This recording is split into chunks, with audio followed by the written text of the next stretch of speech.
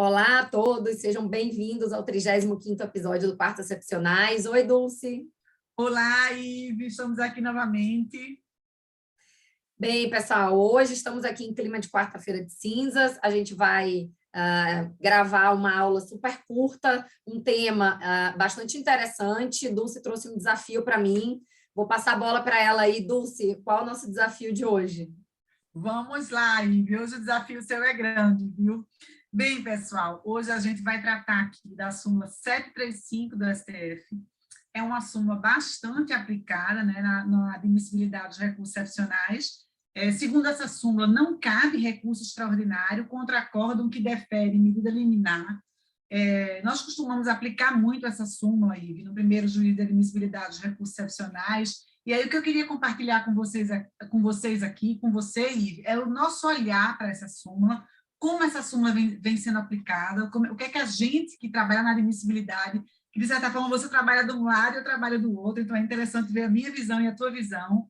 Então, como é que a gente aplica essa súmula de não caber recurso extraordinário? É uma súmula que também é aplicada no STJ, né? Por quê? Por que a aplicação dessa súmula? Porque não cabe recurso extraordinário contra acórdão que defere do liminar. Por a gente estar diante de uma decisão de natureza precária, de uma decisão de natureza provisória, porque não está atendido um dos requisitos constitucionais, que é a gente ter uma causa decidida em única e última instância. Então, normalmente, quando a gente pega um recurso especial de um agravo de instrumento de decisão de tutela de uma liminar, a gente aplica imediatamente essa súmula 735. E muitas vezes ela também vem casada com a súmula 7 do STJ, porque não dá para você analisar a presença ou não dos requisitos para o deferimento dessa tutela, a gente esbarraria na questão do reexame de matéria fática. Então, na nossa ótica, eu nunca me aprofundei para...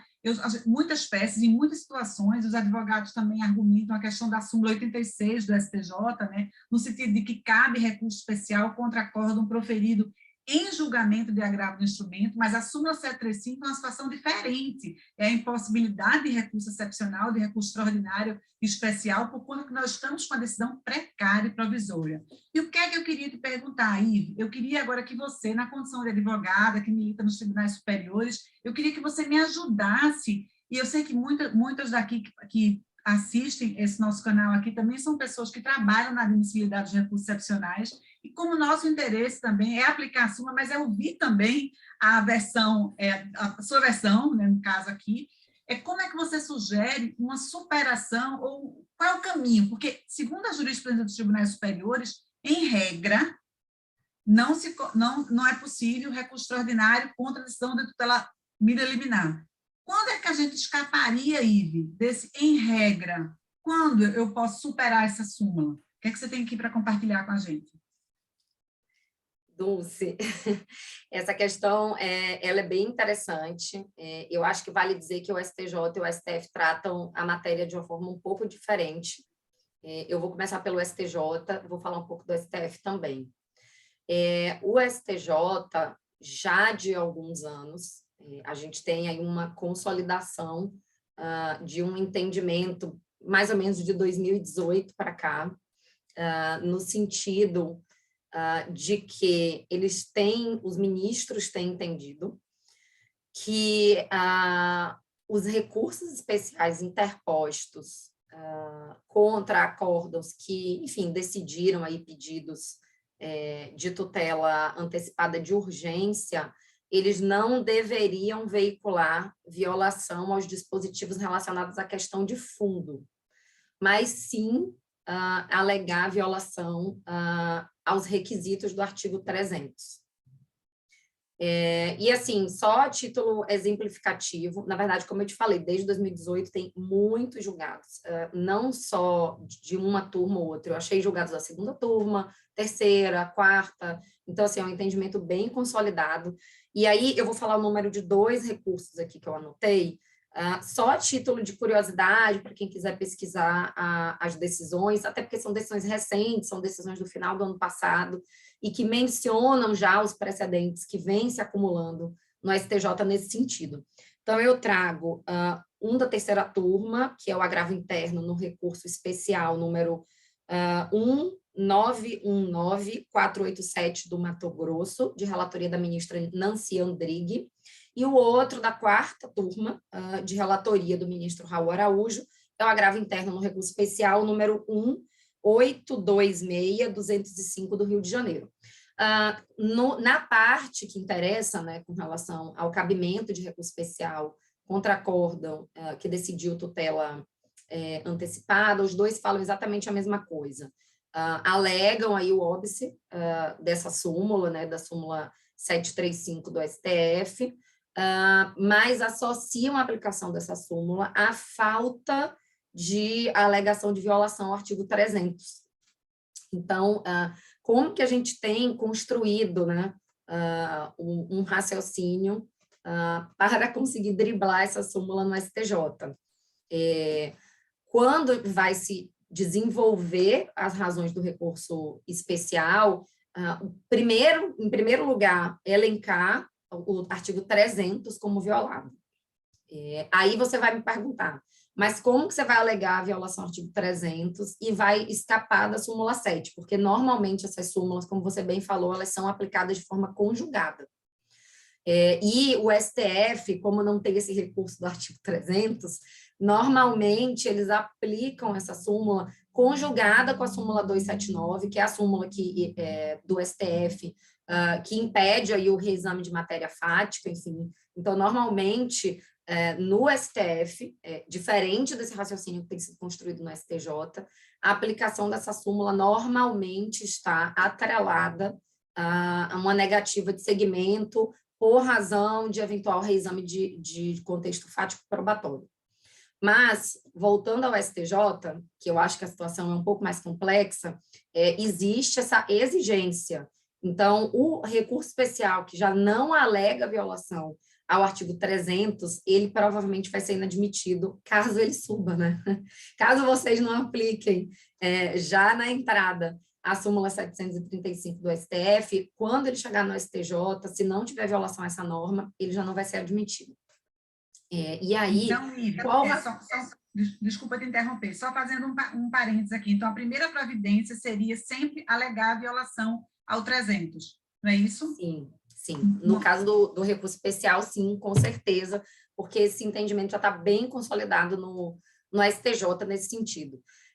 Então, o que o STJ quer? Tirar o foco, em tese, da análise dos dispositivos legais da questão de fundo e trazer a análise para a verificação dos requisitos ou não do artigo 300. Então, a gente tem ali probabilidade de direito, tem a urgência, então esses são os requisitos que estão no artigo 300 caput. No parágrafo 1º, existe uma discussão com relação à exigibilidade de caução para deferimento da liminar. Eu achei alguns recursos nesse sentido que discutiam não só a questão da urgência, como a questão da probabilidade do direito, mas também a necessidade de caução. E no parágrafo 3º, tem o requisito da ausência de risco de irreversibilidade. Se a gente restringe a discussão da tutela antecipada para esses requisitos, eu acho que a gente vai se colocando aí num beco sem saída, porque discutir se existe urgência ou não, a gente vai esbarrar na súmula 7, porque normalmente você precisa analisar as circunstâncias fáticas do caso para fazer um juízo se existe urgência ou não. Então, se a base fática do acórdão consignou que não existe urgência pelos fatos A, B e C, é muito difícil você partir desses fatos para conseguir uma qualificação jurídica diferente. Mas muito embora, foi até aquele exemplo que a gente estava conversando antes, é difícil, mas não é impossível. Por exemplo, se um jurisdicionado pede uma tutela de urgência e não menciona a urgência, só vai na probabilidade do direito, você pode recorrer dizendo, olha, está faltando um requisito, como é que você pede uma tutela de urgência sem alegar urgência? Porque aí você não está discutindo se aquela circunstância fática que o tribunal caracterizou como urgente para definir a liminar, ela é ou não urgente. Essa discussão, esse questionamento da qualificação que foi feita pelo tribunal é uma linha muito tênue. Vai variar muito de caso para caso, mas aí a gente entra já numa linha tênue.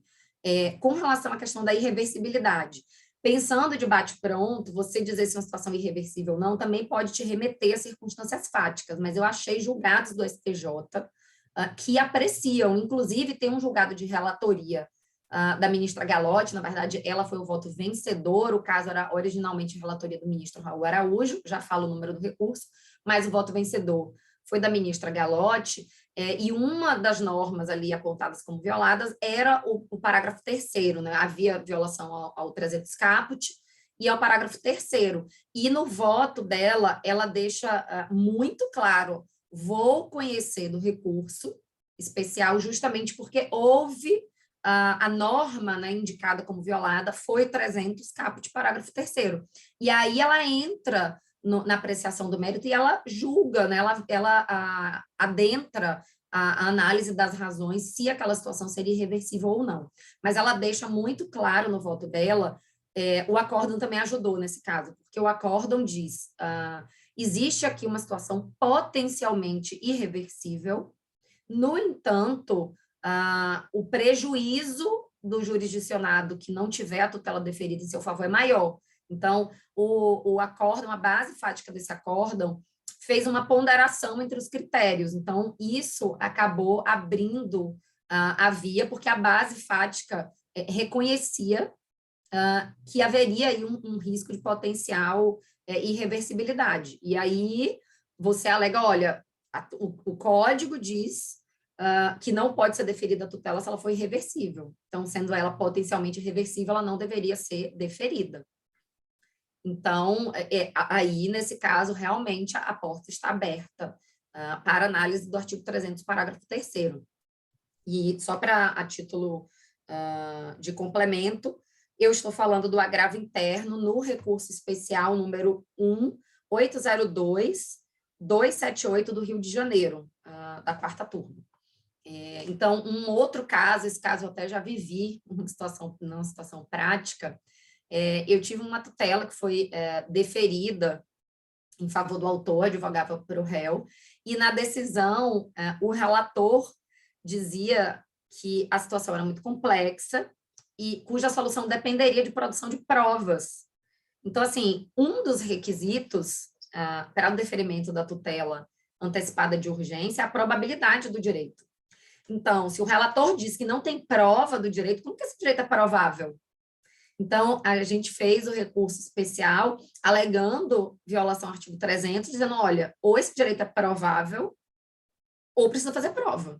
Não dá para deferir a tutela de urgência sem o requisito da probabilidade do direito. Então, assim, a ideia do STJ é meio que restringir as hipóteses de cabimento de recurso especial a exatamente esses casos que são casos mais excepcionais, onde existe, de certa maneira, uma contradição interna no acórdão recorrido. E aí, eu vejo um outro ponto, Dulce, relevante para destacar, e diz respeito exatamente a esse requisito da probabilidade do direito, porque ele é um dos requisitos que está previsto no artigo 300, então a parte tem que alegar, eventualmente, né, que aí, enfim, não há probabilidade do direito. Por isso que teria violação ao 300. Mas, nesse momento, necessariamente, a gente vai ter que trazer as questões de direito. Por que não há probabilidade de direito? Então, essas questões de direito, elas vão ter que ser trazidas.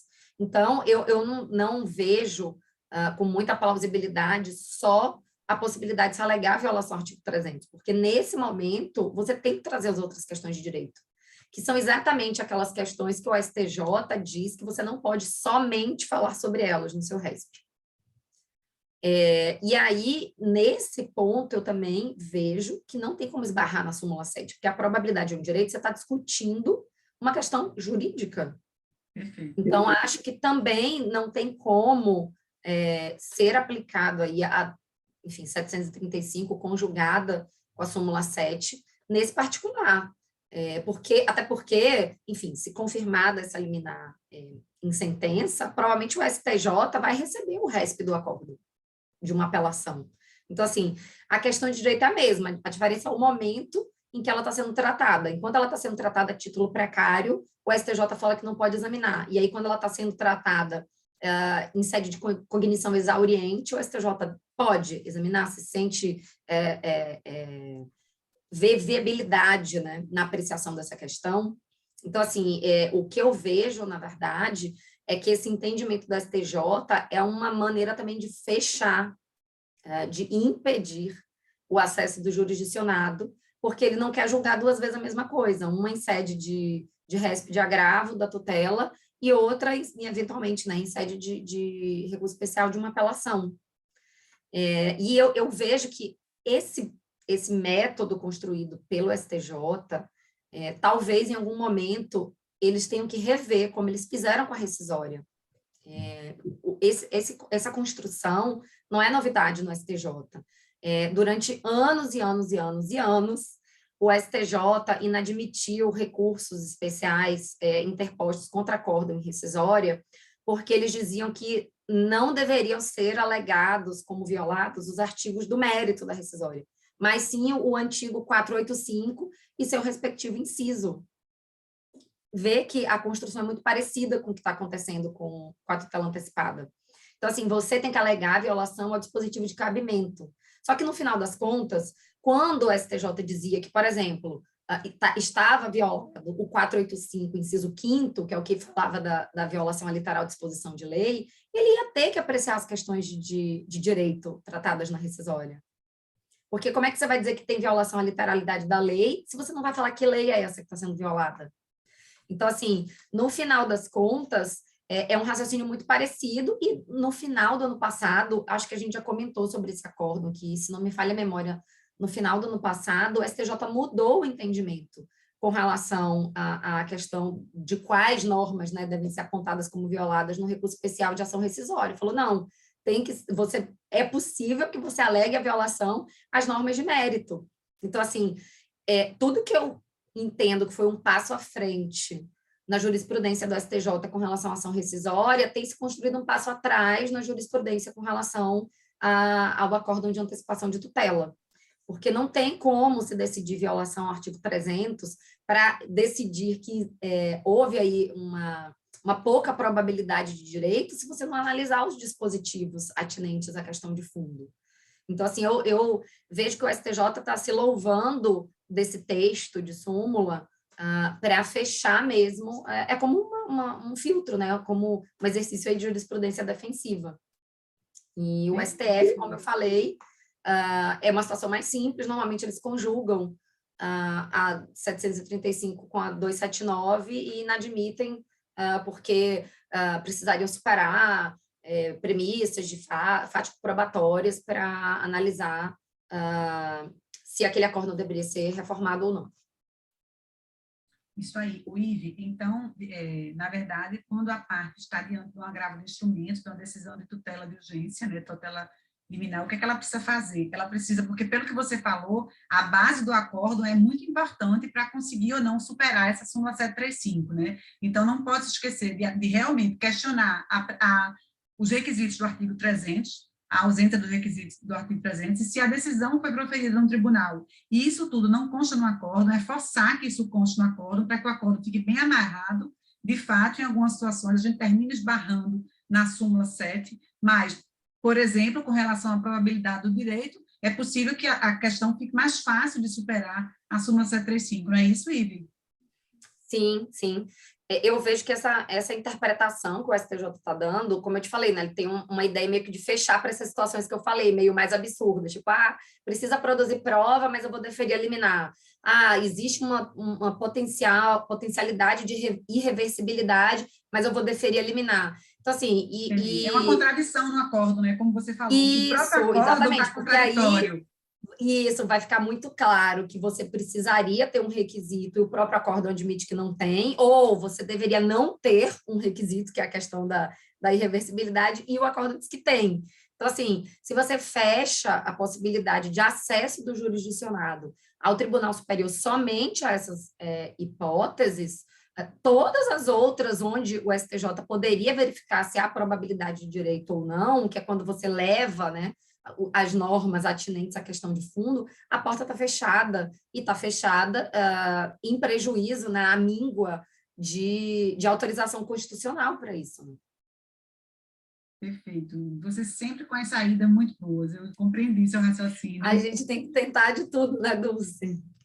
Mas, assim, o meu conselho é não deixem de alegar violação ao artigo 300, ainda que também façam menção às violações das questões de fundo, até porque eu vejo aí muito difícil, né? Muito difícil você não levar estas questões quando se fala em violação ao artigo 300 por ausência de probabilidade do direito.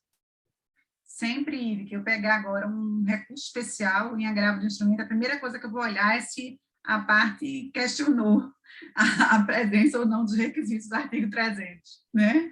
Ai, meu Deus, agora eu contribuí para você inadmitir um monte de recurso agora, né? Estou até me sentindo mal. Não, de jeito nenhum. O caminho que você construiu também é interessante, porque se a gente tem uma base, e é importante alertar aqui que o advogado, a advogada precisa construir essa base também, então forçar que o acórdão conste tudo isso para ter uma chance de superar a súmula 735, né? Espero ter me saído bem no desafio de hoje e nos vemos daqui a 2 semanas, Dulce. É isso aí, então até daqui a 2 semanas estaremos de volta.